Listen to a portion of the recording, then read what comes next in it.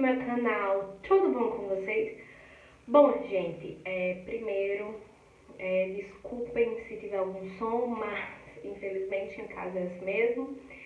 E se inscrevam aqui no canal, deixem seu joinha, comentem sugestões de vídeos. E hoje eu vim contar a história de como foi para que eu voltasse lá do México no desespero. Então, tudo começou quando à noite minha mãe me ligou dizendo que meu pai tinha passado mal, ele tinha desmaiado e que tinha ido na UPA e que eles estavam na UPA, só que estava tudo bem e tudo mais. Conversei com ela e com meu irmão e com minha avó e aí tudo certo. Só que eu passei a noite achando que iria acontecer alguma coisa. Tudo bem.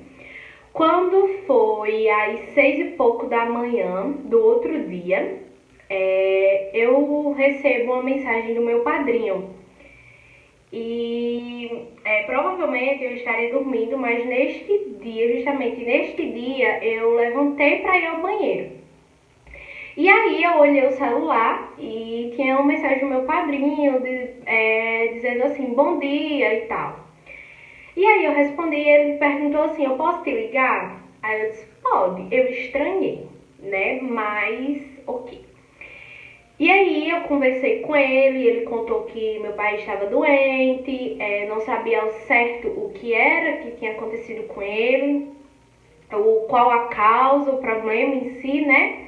E que ele teria que ser transferido para uma outra cidade, a cidade era Barbalha, no Ceará, que é uma das referências em saúde. Então, a Barbalha tem muitos médicos bons, muitos hospitais bons, e aqui na minha cidade não tinha uns equipamentos necessários. Era tipo isso. E aí, ele ligou pra mim, conversou comigo, perguntou o que era que eu queria fazer. Se eu queria ir embora, se eu queria esperar até mais ou menos umas 10, 11 horas da manhã para saber o que estava acontecendo, porque meu pai ia ser transferido para Barbalha e ia fazer os exames, para saber o que estava acontecendo. E aí, ele disse assim, não, mas antes de você decidir, ligue para sua tia, que era minha tia que tinha ficado aqui na minha cidade, e converse com ela. Pronto. E aí eu conversei com minha tia, e aí eu cheguei e disse pra minha tia, peraí. Meu povo tava agoniado porque não tava bem localizado, mas agora tá. E aí eu conversei com minha tia e aí decidi que eu queria vir embora. Tá, liguei pro meu padrinho e disse, quero ir embora agora. Problema é que, passagem. Gente, eu tava com as passagens compradas pra janeiro do ano seguinte, né? E como é que eu ia conseguir uma passagem? Tipo, tinha que ser pra aquele dia, pra aquela hora. Eu queria o mais rápido possível. E aí minha tia, que mora em São Paulo, e o marido dela foi quem conseguiram. Não sei como eles conseguiram. Conseguiram uma que era de 11 horas. E... calma. Calma. Antes disso tudo, tinha que avisar a minha família que eu ia vir embora. Eram 6 e pouco da manhã, quase 7 horas. Tava todo mundo dormindo. E aí eu vou lá, bato na porta do quarto, eles estavam dormindo, levantam assim a cabeça, né, minha mãe e minha irmã. Eu abro a porta e eu digo assim, tô indo embora. Ficou todo mundo, quê? Como é a história? Tipo, essa menina louca, do nada, surtou. E aí, eu liguei pra minha tia falar, eu dizia assim, olha, meu pai tá doente. E eles perguntavam, doente de quê? E eu não sei porque ninguém sabia ainda. Meu pai tava indo pra outra cidade fazer os exames. E eles perguntavam, do que é que seu pai tá doente? Eu dizia, não sei. E eles perguntavam, como é que tu não sabe? Aí eu liguei pra minha tia. E minha tia conversou com elas durante um bom tempo. Eu disse assim, fica aí falando com elas enquanto eu vou arrumar minha mala. E aí minha irmã subiu comigo pra arrumar a minha mala e minha mãe ficou conversando com minha tia tentando explicar. Só que o celular estava no Viva Voz, minha mãe sentada na cama, né, do quarto, e eu do lado arrumando. Então assim, Eles ainda não tinham me contado que o estado do meu pai era muito grave. Então minha tia não queria dizer à minha mãe de lá o estado, o porquê que eu queria vir, que eu ia vir, né? Naquele dia, porque eu tava escutando. Então foi toda uma confusão até conseguir ir. Tive que. Minha mãe entrou em contato com minha xerma do México. Minha xerma do México tentou entrar em contato com minha xerma do Brasil, pra minha xerma do Brasil ligar pra minha mãe. Minha mãe não conseguia falar porque ela tava na estrada viajando de Cajazeiras pra Barbalha. Tinha que tentar contato com minha tia. No meu application eu não tinha colocado o nome da minha tia, eu tinha colocado justamente o nome de meu pai e da minha mãe para caso de emergência. Vocês já sabem, né, o rolê que isso deu. E aí, né, minha tia conseguiu finalmente falar com essa mulher pra me liberar pra eu poder ir embora, porque eu tinha que ir embora. E aí, nesse meio tempo, né, minha tia conseguiu uma passagem de 11 horas, só que não dava tempo eu chegar no aeroporto pra pegar o voo de 11 horas e não tinha outra passagem. Não tinha. Eu estava em Puebla, que é mais ou menos 1h30 da cidade do México. E nisso já eram mais ou menos umas 8 horas.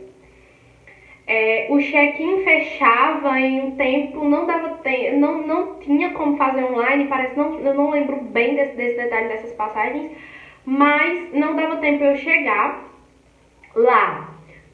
Principalmente por conta do trânsito, porque como era um final de semana, o trânsito na cidade do México era muito intenso e no aplicativo estava dizendo que estava congestionado e a gente não ia conseguir chegar.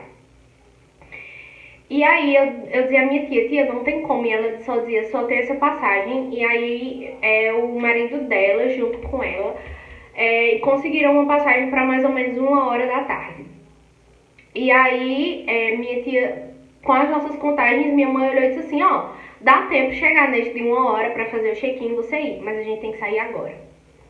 E aí, do jeito que eu tava, eu tirei meu chinelo, troquei de roupa rápido, amarrei o cabelo, enfim, foi tudo muito rápido. Quando a gente tava saindo de casa, o que é que acontece? Tem essa questão... Lá na cidade do México tem a questão da rotatividade dos carros. E a placa do carro da minha mãe não rodava naquele dia na cidade do México.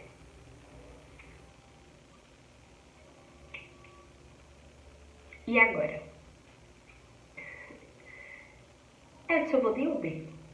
Vou de Uber, porque o Uber vai entrar. Gente, eu tava louca, transtornada, eu só queria vir embora. Só queria chegar no aeroporto e minha tia dizia assim, compra a passagem ou não, dá pra chegar ou não dá? O que é que vai acontecer? Como é que a gente vai fazer isso, pelo amor de Deus? E aí, o que é que aconteceu? Minha irmã mais velha entrou em contato com um rotariano. Esse rotariano, o carro dele rodava, a gente foi da minha casa pra casa desse rotariano. De lá pegamos o carro, fomos pra cidade do México. Quando a gente chegou no aeroporto, a gente não conseguia achar o guichê para fazer o check-in. E pelo que eu entendi, a gente não estava conseguindo fazer online. Então, e eu tinha que despachar a mala. Ou seja, outro rolê. E aí, quando a gente rodando o aeroporto inteiro, a gente foi pro lado direito. Quando chegou no lado direito, a mulher disse, não é aqui, é no lado esquerdo. A gente volta pro lado esquerdo, a gente andou, acho que tipo uns 15 minutos e a gente não achou o check-in. Aí a gente volta, tipo, como se fosse pra entrada. A mulher disse, não, é aí mesmo, é pela esquerda. E aí a gente andou mais tipo uns 20 minutos pra conseguir achar o check-in. O check-in não, o guichê. O guichê pra fazer o check-in. E despachar a mala. Consegui enfrentar uma fila enorme. Aí todo mundo pensa, conseguiu. A produção da minha vida, né, que já tinha feito o maior destroço, já tinha cagado tudo, a produção olhou pra mim e disse assim, não. Gente, não tinha. Um dia antes disso, eu tinha tentado comprar um chip de lá e não consegui. Meu celular simplesmente não aceitou de jeito nenhum esse chip. Não sei o que aconteceu, mas o celular não aceitou.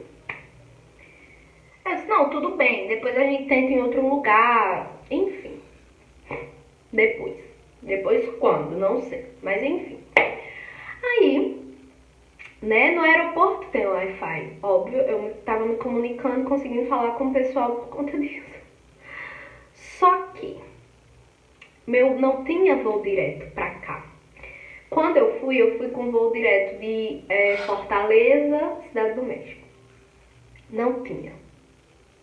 Não, Fortaleza, São Paulo, Cidade do México. Não tinha da Cidade do México diretamente pra São Paulo. Não tinha. E aí a única passagem que tinha era o quê? Vai pro Peru. Lá vai eu pro Peru. Gente, eu fui a viagem inteira com um terço. Eu achei um terço dentro da bolsa. Eu não dormia direito. Eu fui a viagem inteira rezando. O povo passava, olhava pra mim assim, ó. As aeromoças passavam assim, ó. Me achando estranha. Completamente estranha, mas eu não tava nem aí. Eu só rezava pra que meu pai ficasse bem, pra que meu pai ficasse bem, pra que meu pai ficasse bem. Quando o voo estava prestes a baixar, né, que o homem disse, gente, tripulação preparar para decolagem, preparar para pouso. E aí, eu tava na cadeira do meio, tinha uma senhora do meu lado e uma senhora do outro lado. E na poltrona, assim, do corredor, tinha um cara. Um rapaz, assim, de 20 e poucos anos. E aí, na hora que o cara disse, ele, né, apertou o cinto, ajeitou a bolsa. E quando ele foi ajeitar a bolsa, ele tirou o passaporte. E eu prestando atenção nisso, né? Quando eu olho, o passaporte é azulzinho. Aí eu disse, eu vou ficar esperta pra caso seja um brasileiro aí e salvar. As duas mulheres não pareciam ser brasileiras, mas ok. E aí, porque em um outro país também tem um passaporte azul. Então meu medo era falar e ele não ser brasileiro e já viu o BO maior ainda. E aí, ele abriu o passaporte, que tinha outra passagem, e quando ele abriu, ele fez assim, eu vi que era do Brasil. Eu disse, olhei assim e fiz, moço, licença, o senhor é do Brasil? Aí ele disse, sou brasileiro. Eu disse, olha, então, o que é que tá acontecendo? Eu tava no México, contei o rolê todo, né? E aí ele disse, não se preocupe, eu tenho que passar pela imigração do Peru. E eu disse, moço, provavelmente eu não vou entender nada, eu tô completamente perdida. Eu tava com uma mochila, um negócio do pescoço e uma mala pequena, daquelas que anda em cima no aeroporto, no voo.